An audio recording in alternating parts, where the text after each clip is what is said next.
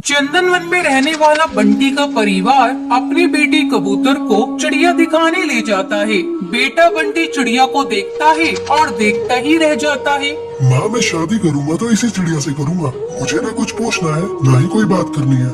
बस फिर क्या था, धूमधाम से बंटी की शादी टुनटुनी से हो जाती है। लेकिन अगले दिन टुनटुनी की आवाज जब घर वाले सुनते हैं तो दंग रह जाते हैं, क्योंकि खुद ही सुन लीजिए। अले अले, इतनी जल्दी सुबह हो गई, मुझे तो नींद आ रही है। टुनटुनी, ये कैसे बोल रही हो तुम? ठीक तो हो ना? बिल्कुल बिल्कुल, मुझे ता हुआ है, मैं तो बिल्कुल ठीक हूँ। बंटी को समझते देर नहीं लगती है। जिस टुनटुनी की चूचू आवाज वो सुनना चाहता था वो तो तोतली निकली। अब क्या था, बंटी सर पकड़कर बैठ जाता है। तभी उसकी माँ वहाँ आ जाती है। अरे बंटी बेटा, बहू को क्या हुआ? तुम लोग परेशान से लग रहे हो, सब ठीक तो है ना? बंटी कुछ बोलता उससे पहले ही टुनटुनी बोल पड़ती है। अरे चाचू माँ, कोई बात नहीं है, ये तो बिला वजह ही परेशान हो रहे हैं। अरे ये तो तोतली है तोतली, मेरे तो भाग्य ही फूट गए। तुझे ही तो लड़की की सूरत देखनी थी, देख ली। अब जीवन भर करो मेला बाबू मेला सोना। अरे माँ, तुम भी मजाक कर रही हो। मैं अपने दोस्तों के सामने से कैसे लेकर जाऊँगा? बंटी को परेशान देखकर टुनटुनी हंसती है और कहती है, अले आपको परेशान होने की जरूरत नहीं है, मैं चुपला करूंगी आपके दोस्तों के सामने। मेरे पापा भी मेले को चुपलाने को बोलते थे। बंटी और उसकी माँ को टुनटुनी का आइडिया अच्छा लगता है। अगले दिन बंटी और टुनटुनी बंटी के दोस्त के घर जाते हैं, जहाँ बंटी टुनटुनी को समझाकर जाता है उसे चुप रहना है, चाहे जो हो जाए वो एक बूंद आवाज नहीं निकालेगी। बस क्या था, सब खाना खाते हैं। बंटी के दोस्त की बीवी टुनटुनी से उसका नाम पूछती है। तभी बंटी बोल पड़ता है, टुनटुनी नाम है भाभी इसका। अब दोस्त के घर कोई भी टुनटुनी से सवाल करता, जवाब बंटी देता। टुनटुनी को बोलने का मौका ही नहीं देता। उसे डर था कहीं टुनटुनी उसकी तोतलेपन की पोल न खोल दे। अरे भैया, क्या बात है? जब से आप आए हैं मैंने तो आपकी बीवी की आवाज ही नहीं सुनी। कहीं गूंगी तो नहीं है ना? टुनटुनी को ये बात सुनकर बुरा लगता है, लेकिन उसे बंटी की बात भी याद रहती है। उसे कुछ भी नहीं बोलना है, तो लिहाजा वो चुप ही रहती है। अरे नहीं भाभी, टुनटुनी नाम है मेरी बीवी का, टुनटुनी। और टुनटुनी भी भला गूंगी हो सकती है क्या? वो तो जरा शर्मीली और कम बोलने वाली है मेरी बीवी। सभी बंटी की बात पर यकीन कर लेते हैं, लेकिन उन लोगों के घर में एक बदमाश बच्चा होता है जो लगातार टुनटुनी को देख रहा होता है। वो सोचता है कैसे भी करके वो टुनटुनी की आवाज सुनकर ही रहेगा। बस फिर क्या था, बच्चा प्लास्टिक के चूहे पर चाबी भरकर उसे टुनटुनी के पैर के नीचे छोड़ देता है। जैसे ही नकली चूहा जाकर टुनटुनी के पैर से टकराता है तो टुनटुनी जोर जोर से चिल्लाने लगती है, अरे तुहा तुहा, पकलो पकलो, तुहा निकाल लिया। बच्चा टुनटुनी के मुंह से तोतली आवाज सुनकर जोर जोर से हंसने लगता है। बंटी का मुंह उतर जाता है। तो तभी भाभी बंटी को समझाती है, तुम्हारी टुनटुनी तोतली है क्या? हाँ भाभी भैया, मैंने तो बस इसकी सुंदरता देखी, इससे कोई सवाल जवाब करना भी जरूरी नहीं समझा। लेकिन शादी के बाद मुझे पता चला कि ये तो तोतली है। अरे कोई बात नहीं बंटी भैया, अब तोतलापन का इलाज है। आप ना इसे अच्छे डॉक्टर को दिखाइए, इसका इलाज संभव है। अच्छा भाभी, फिर तो मैं कल ही इसे डॉक्टर के पास लेकर जाऊंगा और फिर मेरी टुनटुनी सच में कोयल की तरह बोलेगी। बंटी कबूतर टुनटुनी को डॉक्टर के पास लेकर जाता है। कुछ ही महीनों बाद टुनटुनी बिल्कुल ठीक हो जाती है। बंटी जी, आपका बहुत बहुत शुक्रिया। आज आपकी वजह से मेरा तुतलानापन दूर हो गया और मैं अच्छे से बोल पा रही हूँ। अब वो तीनों एक साथ खुशी खुशी रहते हैं। एक जंगल में जलेबी बेचने वाली टोनी चिड़िया रहा करती थी। वो बहुत ही ज्यादा लालची चिड़िया थी। जंगल के सब पक्षी उससे ही जलेबी खरीदते थे। एक दिन टुनटुनी चिड़िया टोनी चिड़िया की दुकान पर आती है। अरे टोनी चिड़िया, जरा 1 किलो जलेबी देना तो। अरे टुनटुनी बहन, 1 किलो जलेबी में आपका क्या होगा, थोड़ी ज्यादा लीजिए। अरे नहीं टोनी चिड़िया, वो मेरे घर पर मेहमान आ रहे हैं, मुझे तुम्हारी जलेबी बहुत पसंद है, इसलिए। वैसे कितने रुपए हुए?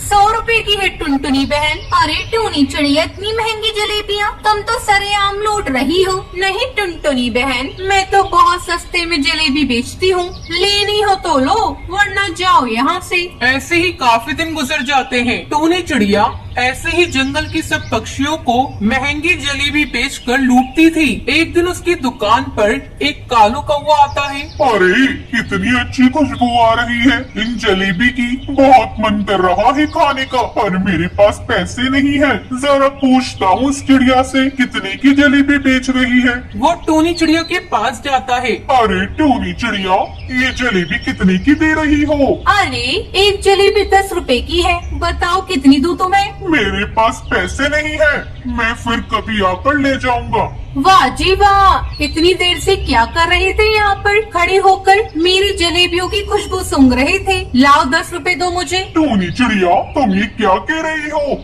मेरे पास पैसे नहीं है। टोनी चिड़िया कालू कौवे को परेशान करने लगती है। तभी वहाँ पर बबली कबूतरी आती है और 10 रुपए के सिक्कों को खनखनाती है। टूनी चिड़िया, तुम्हें पैसों की खनखनाने की आवाज सुनाई दी? हाँ बबली कबूतरी, मुझे पैसों की खनखनाने की आवाज सुनाई दी, इससे मैं क्या करूँ? टूनी चिड़िया, जैसे तुम कालू कौवे से अपनी जलेबी सूंघने के पैसे मांग रही थी, मैंने ऐसे ही पैसों को खनखनाकर तुम्हें पैसे दे दिए। अब टोनी चिड़िया को अपनी गलती का एहसास हो जाता है और वो आगे से लालच करना छोड़ देती है।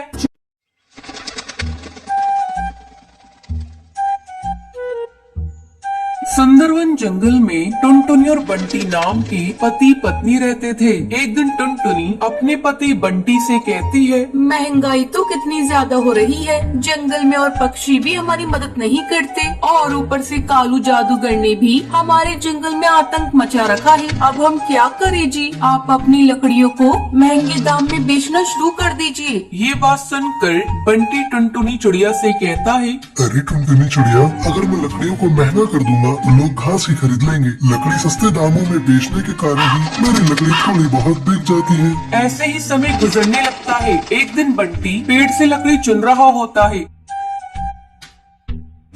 तभी पेड़ के अंदर से एक जादुई चिड़िया निकलती है। वो बहुत रो रही होती है।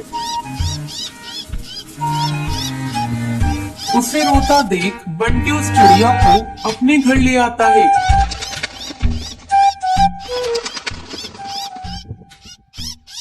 और टुनटुनी चिड़िया से कहता है, टुनटुनी चिड़िया सुनो, आज मैं जब लकड़ियाँ काट रहा था तो पेड़ के अंदर से ये नन्ही चिड़िया निकली। ये बहुत रो रही है, तुम इसे कुछ खिला पिला दो। लेकिन बंटी जी, हमारे पास तो खाने को कुछ है ही नहीं। रुकिए, मैं बुलबुल से कुछ लेकर आती हूँ।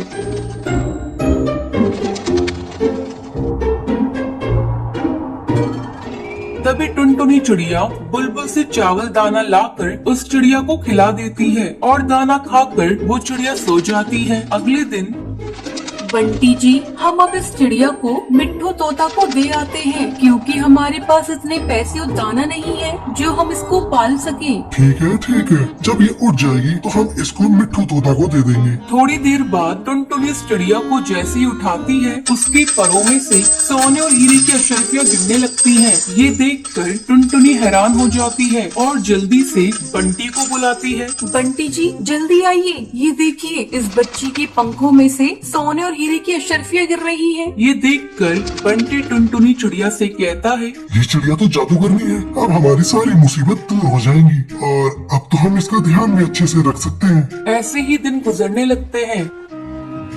अब बंटी अपना नया कारोबार भी खोल लेता है। बंटी और टुनटुनी चिड़िया मिलकर सबकी मदद भी करने लगते हैं। अब ये खबर कालू जादूगर को पता चल जाती है और वो अपने सिपाहियों से कहता है, सिपाहियों, उस टुनटुनी के घर जाओ और चुपचाप से उस जादुई चिड़िया को चुरा कर हमारे पास लाओ। दोनों सिपाही उस चिड़िया के घर पहुंचते हैं। जब टुनटुनी सो रही होती है तभी वो चिड़िया को उठा लेते हैं और अपने साथ ले जा रहे होते हैं। तभी वो चिड़िया रोने लगती है।